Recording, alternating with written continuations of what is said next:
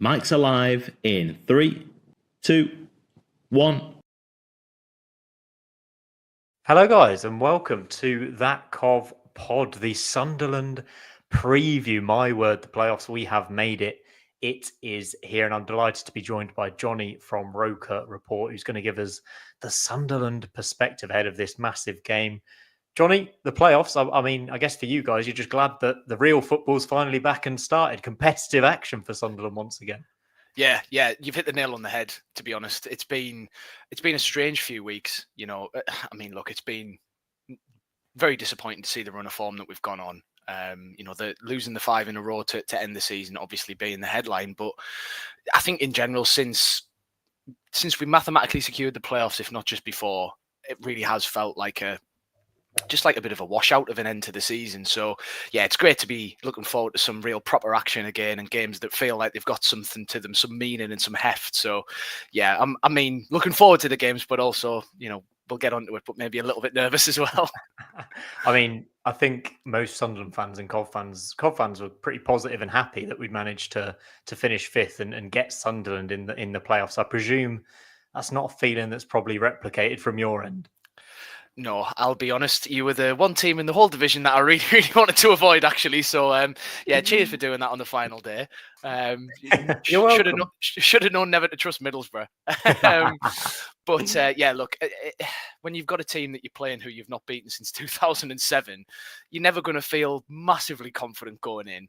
But even that to one side, I think, you guys, particularly at home, have been, on some real good form. You look like a very together team. Everyone seems to really be pulling in the right direction. So it's a worrying prospect for us. I'd have much rather had Bristol City. No offense to them, but I just, I think that you've got more about you than they do. It's not a game that I'm expecting a 3-0 walkover from Sunderland in both legs. I think it's fair to say. You can get your comments in, by the way, if you're watching, listening on YouTube or Twitter. Get your comments in. I'll get them on screen, read them out. We'll try and answer some of your questions as well. As you say, Jonny, the first half of the season for Sunderland was, top 2 form, wasn't it? You were genuine title contenders at one point. Seems to have fallen away slightly, if I'm being kind. Try and summarise those kind of 2 halves to a season from your point of view. Yeah, so calling it a season of 2 halves, I think definitely fits the bill. That first half of the season, I think one of our biggest strengths was we were very territorially dominant in the sense that we would press really high. We were so intense that teams just couldn't live with us at times. Now that didn't always reflect on the scoreboard. I think Sheffield Wednesday we beat 4-0 at home, but kind of that result aside, we've never really swept teams to one side in the same way that Leeds or Burnley have done through the season, and even Sheffield United at times. But yeah, I thought we were much more intense and we were much further forward up the pitch, which I think was something that really benefited us.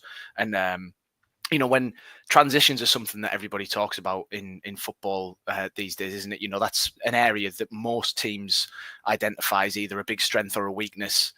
Depending on who they're playing. So for us, when you're having those transitions high up the pitch and you've got players with pace like Romain Mundle when he was fit, Wilson Isidore, even Eliza Mayenda, winning the ball quickly and those turnovers, managing to recycle possession, that was something that really shot us up to the top of the table. And yeah, I think it was, 4 points clear we were for a couple of weeks, which, look, it always felt a little bit of a false position, but I don't think anybody saw quite the drop-off coming that ended up happening in the second half of the season.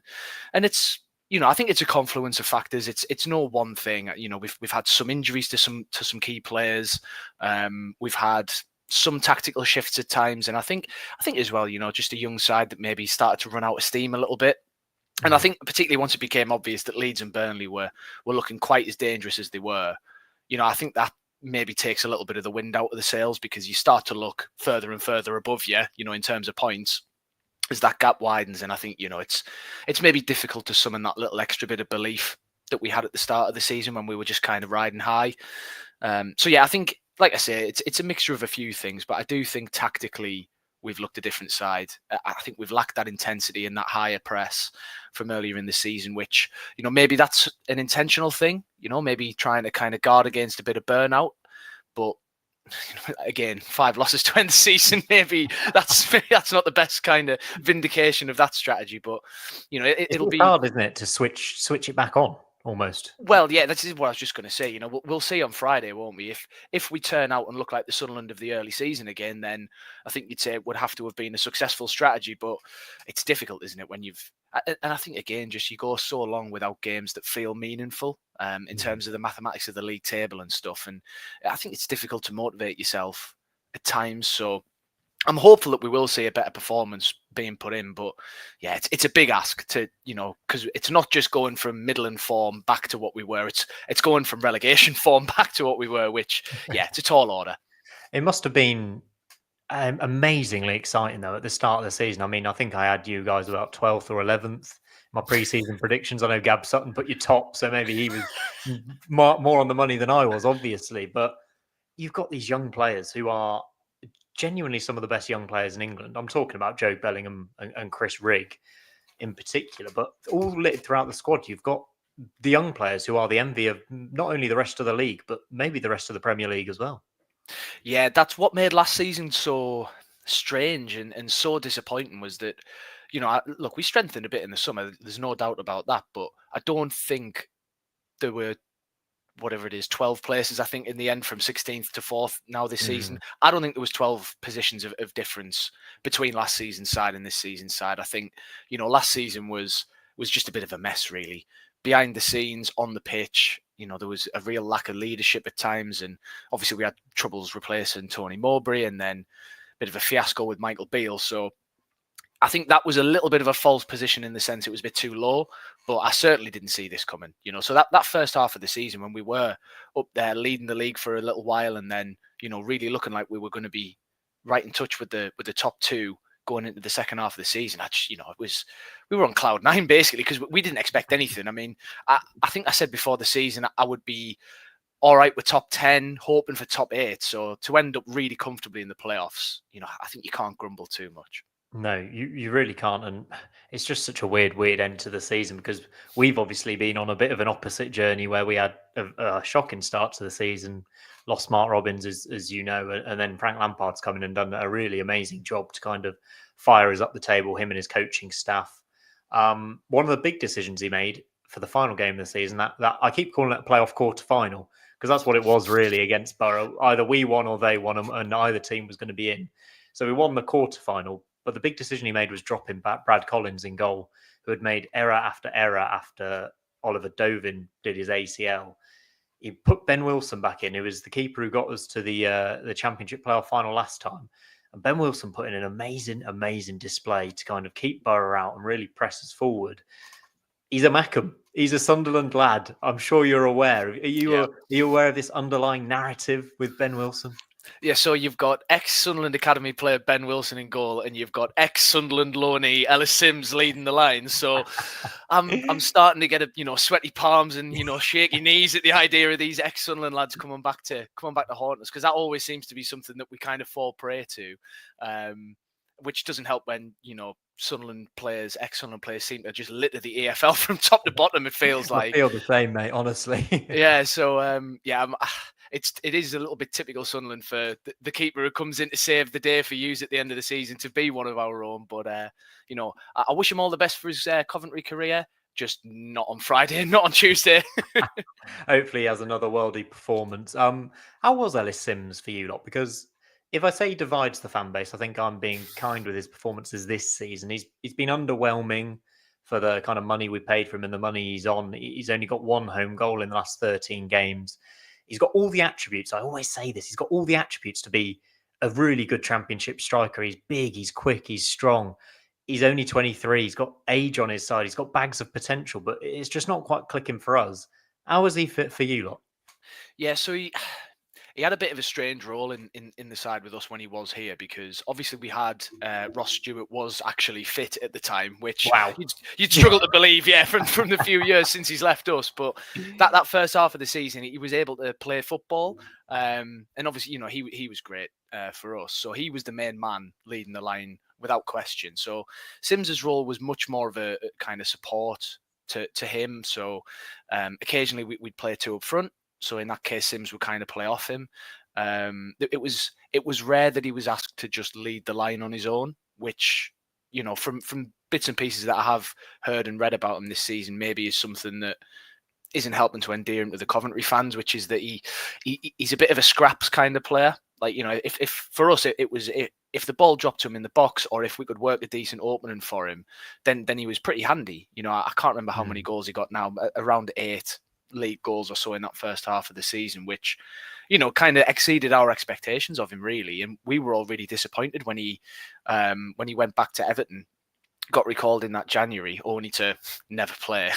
And then we had Joe Galhard on loan, and the rest is he got depressing history. Stamford Bridge, didn't he, Sims, when he went back to Everton? And that's kind of the peak of his career right now. As his comment says, he's not a lone striker. He needs to play with two up front for him to come good. I think I agree with that. Yeah.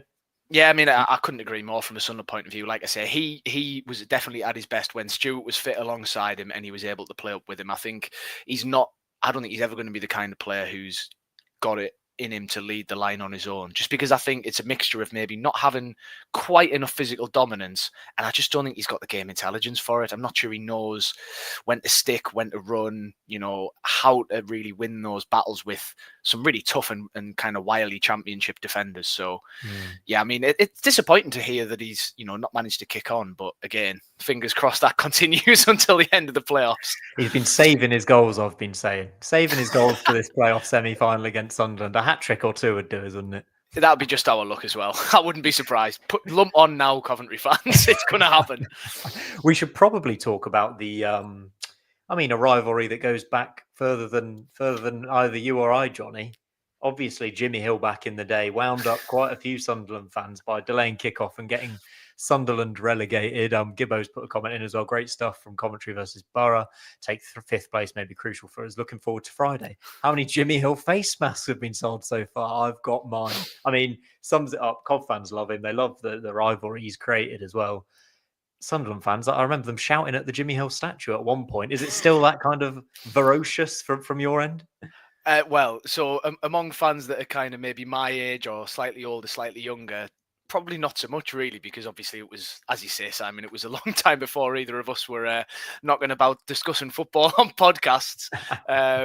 But if you ask me dad or his dad, they do not have kind things to say about Jimmy Hill. So there'll still be a sizable portion of the fan base who are still holding on to that particular grudge, I would have thought. But it's just, again, it's another little strand to that narrative, isn't it? If we triumph, then it's maybe exercising the demons a little bit from the Jimmy Hill days. But if you guys manage to knock us out and get to Wembley, then it's going to be a continuation of the Jimmy Hill curse. So hopefully, we should talk about the form as well that Cov are in, by the way, in their head-to-head record with Sunderland.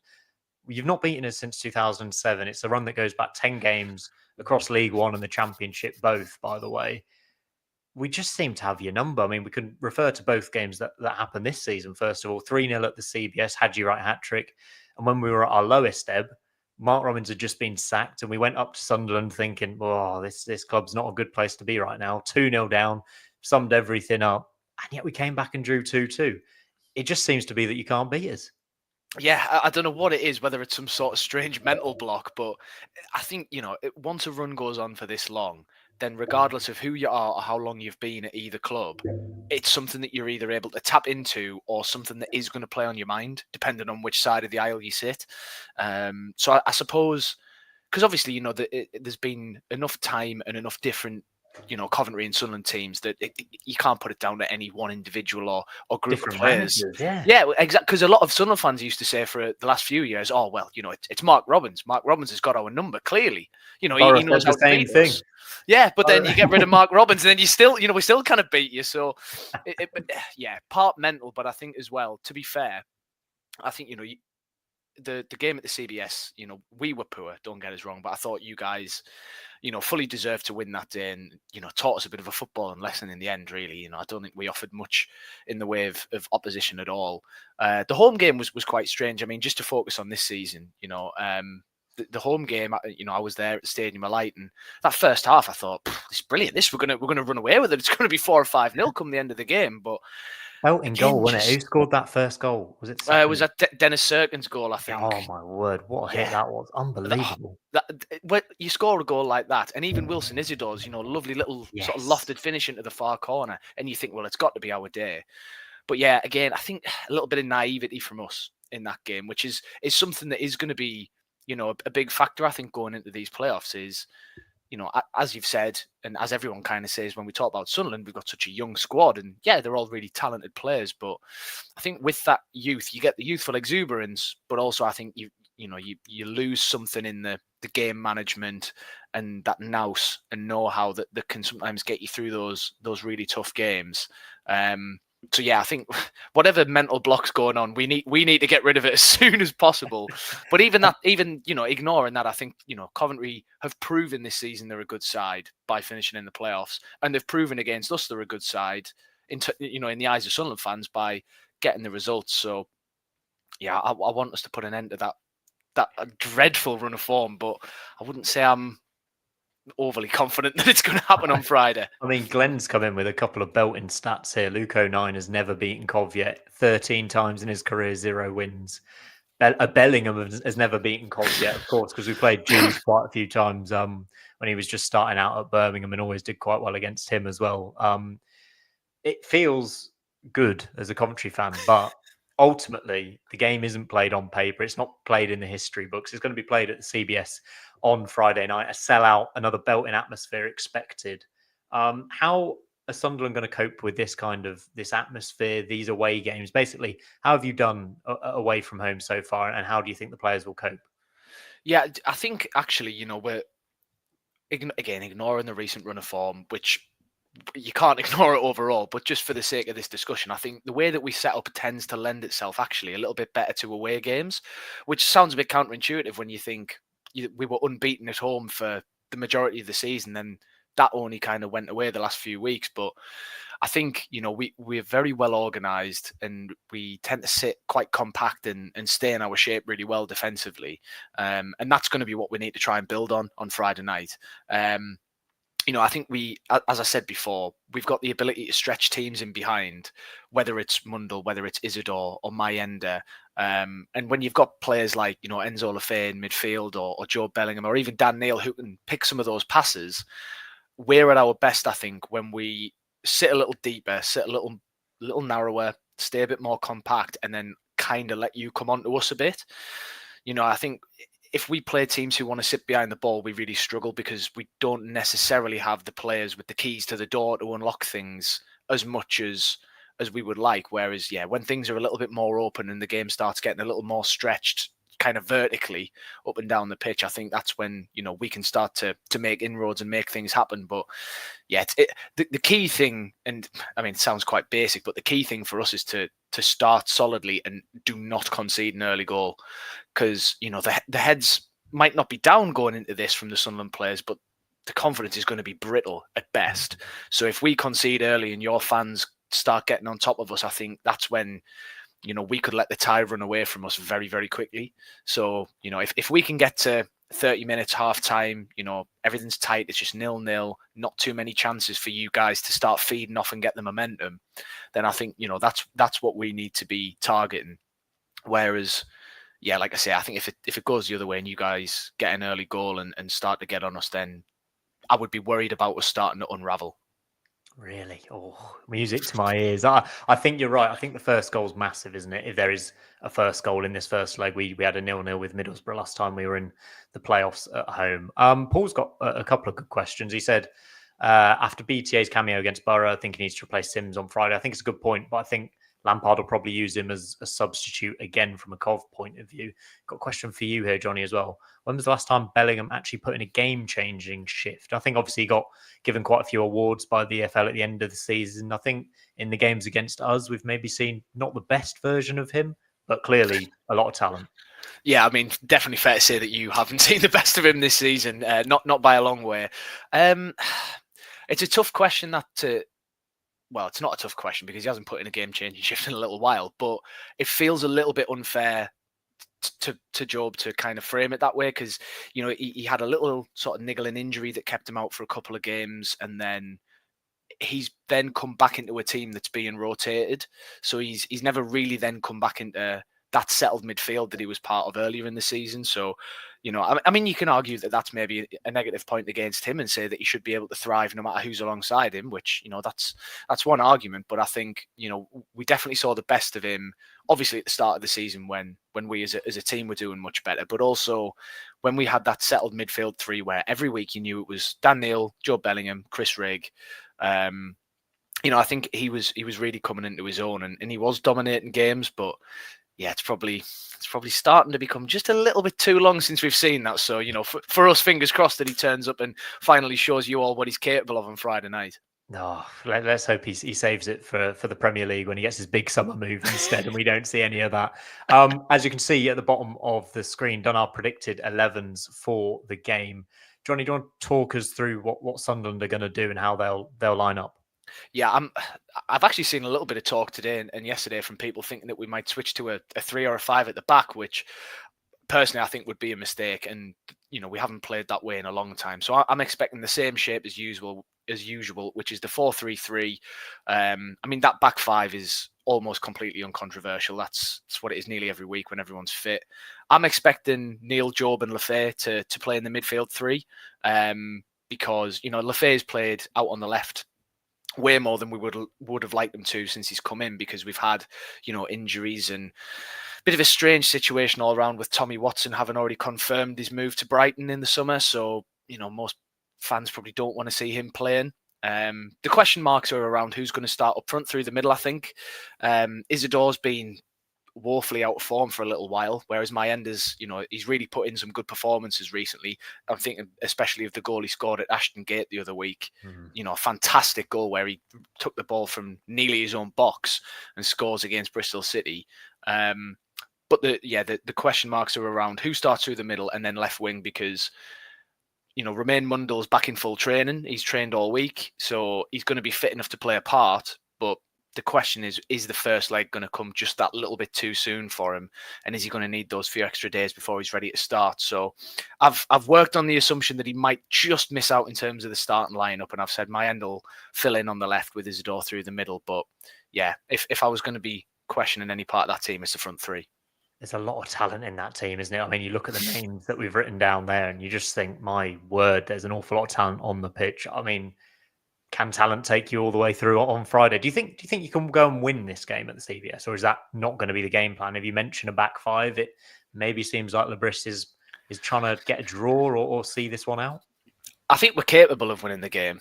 I mean, we've proven by finishing fourth in the league that on our day we have enough quality to beat almost every team. We didn't beat Leeds. We also didn't beat Plymouth, which is not what you want to be seeing over 2 games against them. We didn't beat Plymouth either. Don't worry about it. Oh, well, there we go. We're all in the Survivors Club together.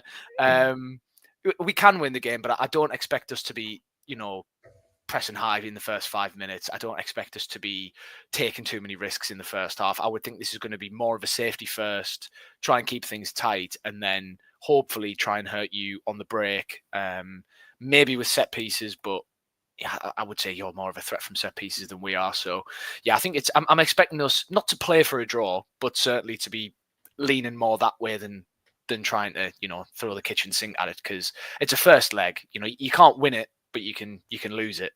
Yeah, absolutely. You're bang on about set pieces. I think it's 18 headed goals, the most goals from set pieces, the most goals from headers, which kind of sums up our tactics. If you see the lineup predicted going across the bottom from a Cov point of view, are there any names that pop out there that you're thinking could cause us some problems, or you're not bothered about any of them? I'm worried about Radoni. Radoni will cause anybody in this league problems. So if we could just put a nice couple of reducers on him early doors and maybe just let him know he's in a game, I wouldn't mind that.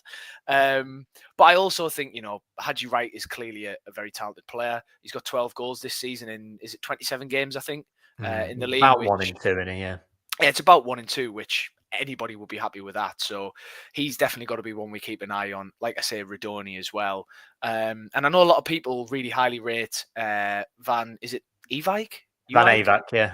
Van Eyck, there we go. Yeah. Thank you. But, a lot of people rate Van Eyck at right back, which, as I've said, with left wing being an area of concern for us, whoever plays at right back for you is potentially going to get a little bit more license to get forward and maybe be playing against somebody who's not positionally 100% comfortable and familiar. So yeah, if I was Reggie Slibris, that would be what I'd looking at. But also, if I was Slibris, we probably wouldn't be fourth in the Championship. So yeah, indeed. We kind of discussed this earlier. We've done a live preview show with the Sportsman as well, where there's all 4 representatives. So I'll share that later if you want to check that out as well. But I think this game is massively going to be decided in the midfield. Our midfield 3, Matt Grimes, Ben Sheaf, Jack Rodoni, they haven't played together that many times this season, but they are clearly our 3 best midfielders. And they actually, in the last few games, have offered a really nice balance between each other. You've got Sheaf's kind of leadership and physicality, and he's finally getting back to the player that we think has the quality to play in the Premier League. Unfortunately,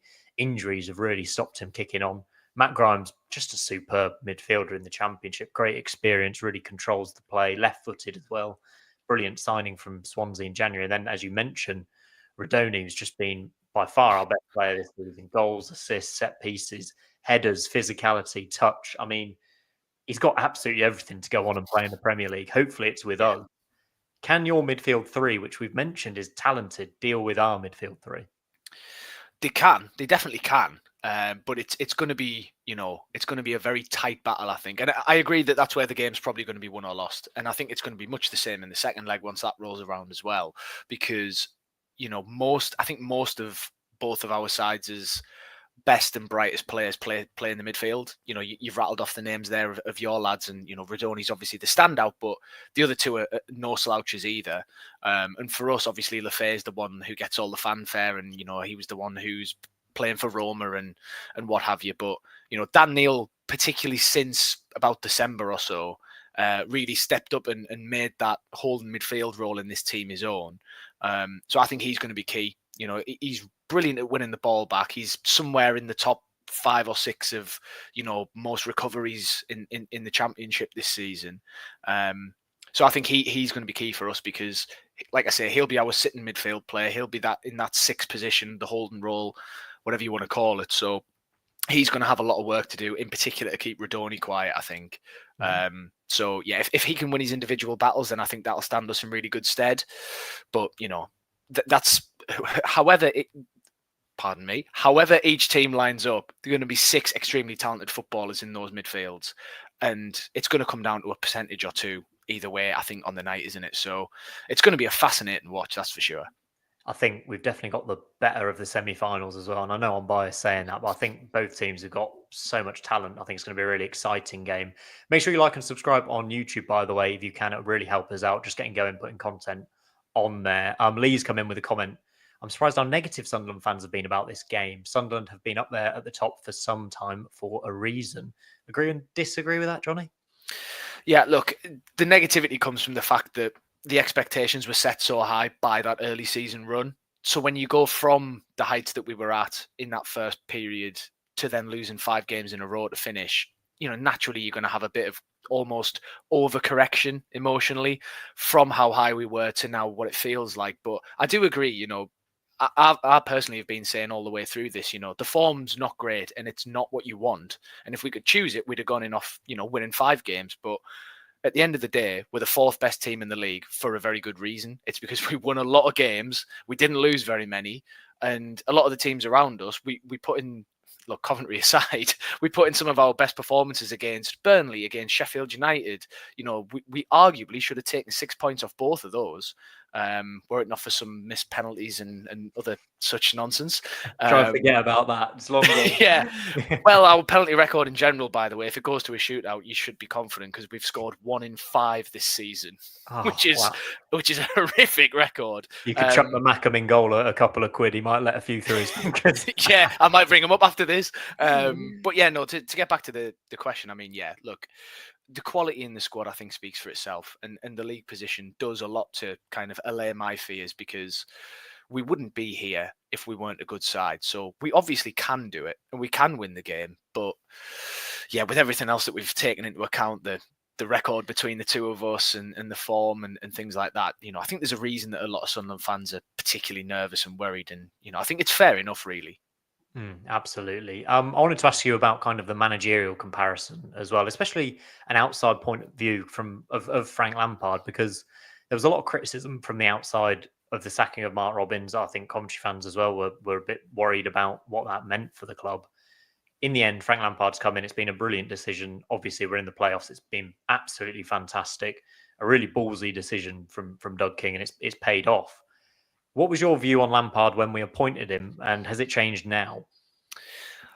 I kind of had two opinions. One opinion on the sacking and the other opinion on Frank Lampard. So I thought the sacking at the time was just crazy. I think most people thought the same, especially as neutrals looking in, or as neutral as Sunderland fans can be about Coventry. But no, you just looked at the job that Robins had done over the past few seasons and some of the limitations that he was working with, as any Coventry manager would be, and the same as most teams in the league.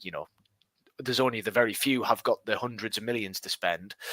It seemed crazy, and I thought it was destined to fail. But having said that, I've always thought Lampard's had a bit of, he's got the short end of the stick a little bit with the way that the public and the media perception around his managerial career went. So, I think that first season he had at Chelsea under the transfer embargo, he showed that he's got what it takes to manage at the top level, at least to a degree. Say what you want about his Derby team, he still got them in the playoff final, which is an achievement in and of itself. For, again, no disrespect, but for a club like Derby, like that's pretty good going. So yeah, I mean, I didn't think it was horrendous to appoint Lampard. I just thought, yeah, it seemed like madness to sack Robins, but ever since, I mean, as I say, I was more sympathetic towards Lampard, and even I've been very impressed with what he's done since taking over Coventry. I mean, he's had you playing some really good football at times as well, which is something that, it's one thing for a manager to come in and put together a run of form by hook or by crook. But I do think there's been times since Lampard's come in where you have played some really nice stuff and got some good results. Obviously, bit of a difference between the home and the away form, but that's something that I'm sure most managers experience. I think of Tony Mowbray getting us in the playoffs 2 seasons ago, we were actually kind of the other way around. Strangely, we were better away from home than we were at home, but it's no surprise to see one rather than the other being a bit unbalanced. So yeah, I think, all things considered, Lampard's done a great job. And look, whether you get to the playoff final or not, whether you win it or not, I think he has to, he deserves massive credit for what he's done this season. Absolutely. Do you think that playoff experience makes a difference? And I say that with reference to the fact that your manager doesn't have that same playoff experience. Lampard's been brilliant in terms of the fact he went with Derby and beat Leeds in a semi-final over 2 legs, which is a massive achievement in itself. Lost the playoff final to Aston Villa with Jack Grealish and Tammy Abraham, a ridiculous championship team. Your manager doesn't quite have that experience. Is that a one-up for us going into this first leg?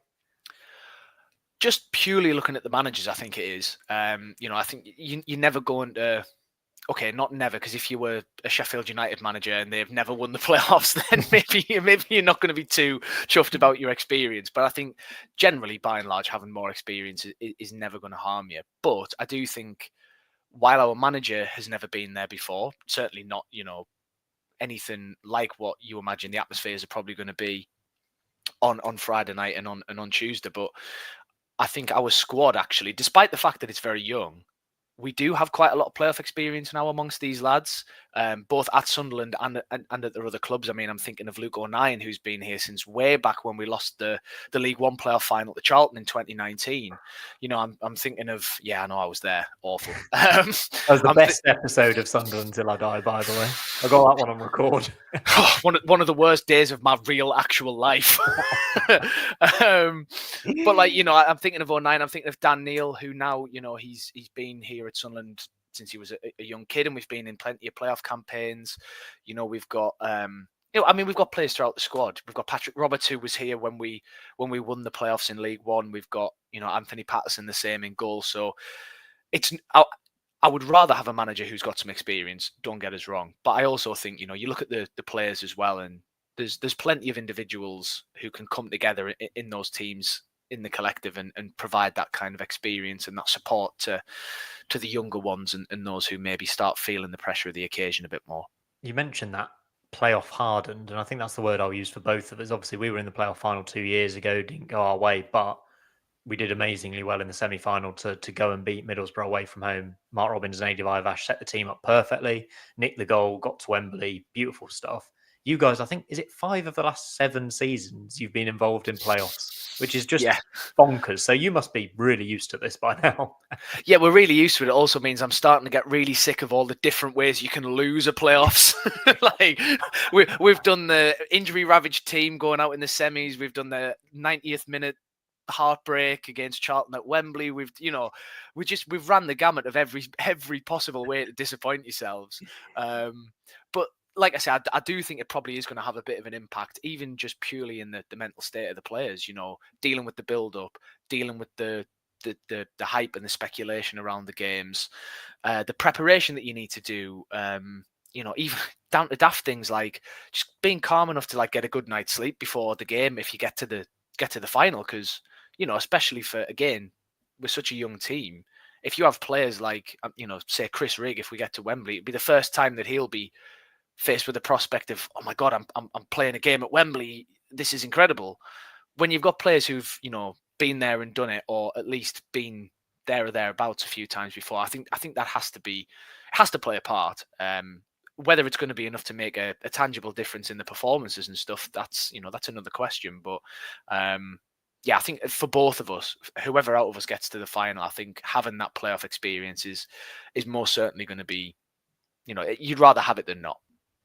Do you think the winner comes from this semi-final? Yeah, I think it does, to be honest. I think it does too. Because I think, again, with the greatest respect to Bristol City, I don't see them putting up enough of a challenge to Sheffield United to really materially impact them. So I think Sheffield United are almost going to have their eyes on the final before they even play the semi. Whereas I think for either of us, whoever goes through, either we're going to have finally beaten the Coventry curse and got to Wembley, or you're going to have ridden that crest of a wave all the way into the playoffs into Wembley. So I think whoever goes through out of us two, I think we're both good teams. And then whoever's got that momentum, I think it'll be enough to carry them through and see whoever wins our semi-final playing in the Premier League next season. Yeah. It makes Friday night very big indeed. So let's come on to our predictions. Paul puts, I think we'll blitz you from the first minute on Friday, try and get the job done in the first leg. Now, that's how I see Cov trying to approach this. I think it's going to be fast start, aggressive, quick as possible, crowd up, try and get that early goal. I think it's difficult, and I said this to you earlier, I think it's difficult if we don't win this first leg. I think if we lose this first leg, I can't really see us going to the Stadium of Light with our away form and turning it round. Anything can happen, of course. I think the first leg being at home with you guys having lost 5 in a row, it's a chance for us to really take advantage and try and get a couple of goals ahead, go into the Stadium of Light. That's how I'm seeing it from a Cov point of view. What about you, Jonny? Yeah, no, I totally agree. I think from a Sunderland point of view, we'd be really, really happy to take a 0-0 or a 1-1 back to the Stadium of Light. If we take anything, neutral, look, we'd love to be winning, but not that I can't see it, but I find it more likely to think that the game's going to be tense and tight, and that we will maybe take away a neutral scoreline, or hopefully at worst a 1-goal disadvantage. Because I think if it's any more than 1 goal in your favour, I think we're looking pretty cooked, to be honest. Because we struggle to put more than 1 goal leads past teams anyway. I think it's since November we've not actually beat anyone by more than a goal. We've obviously scored more than 1 goal, but we've either conceded or whatever to kind of limit that advantage. So I think if you guys bring a 2-goal lead or greater to the Stadium of Light, I'll be very, very concerned. So I can see it being tight in the first leg for that reason, because we're going to have so much focus and energy going on trying to stay in the game. I think it's going to be really tight. And like I say, I wouldn't be happy with losing 1-0, but I'd almost take that if you offered it to us right now, just to know that we hadn't conceded more. I'm going to go for a score prediction.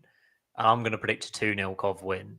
I am feeling confident, and it's always a bit of a nervy position to be in. You don't want to feel too confident going into it, but having seen how we've performed at home, we've only lost to Leeds and Burnley, I think, since Lampard came in at home at the CBS. When that place is rocking, it's really difficult for away teams. It's the whole stadium's going at it, and I think that will prove a big, big test for Sunderland, especially given the form they're in, the young players. I think we can win this game. I think we will win this game. I'm going to go 2-0. So that's my score prediction. Get your score predictions in the comments below, by the way. I'll put them on screen. Like and subscribe while you're down there. Jonny, I want a correct score prediction from you now. I said 1-1 earlier today, so I'll stick to it because I'm a man of my word. But in the few hours since I made that prediction, I'm less confident again already. But I'll say 1-1. Should we goal scorers as well? Who do you think's getting on the score sheet?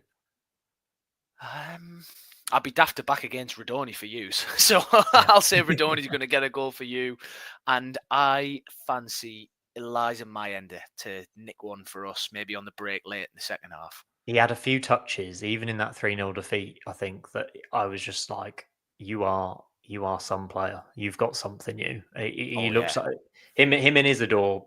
You've got something up front in either one of them, haven't you? That if we can keep them out, keep a clean sheet against you, I will be happy. But we need to win the game. I'll go for Hadji Wright and Radoni to score. No surprises there. And Wayne's more confident than me. 3-0. That's what we like to hear. Oh, Wayne, no. What are you doing to us?